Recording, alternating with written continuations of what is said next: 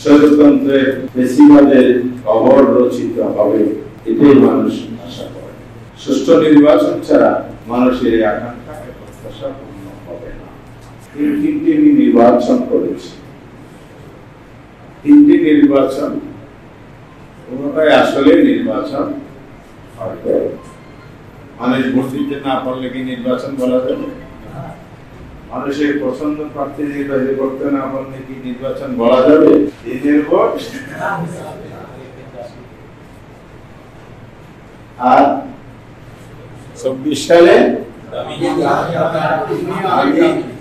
আমি তুমি দামি ভাগাভাগির নির্বাচন।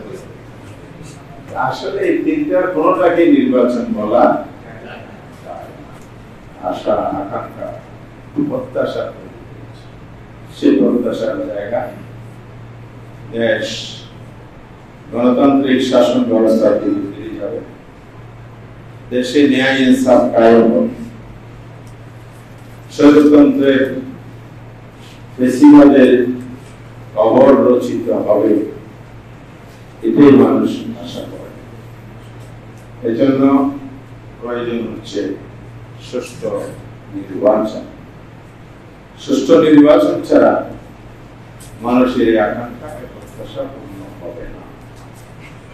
সুষ্ঠু নির্বাচন ফেসিবাদী আমলের নির্বাচনে আন্দিয়া হবে সম্ভব?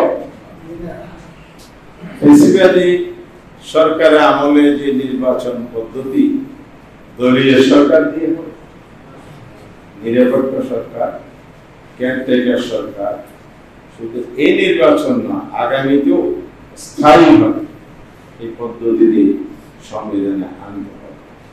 তাহলে মানুষ পছন্দের প্রার্থী নির্বাচন করতে পারে।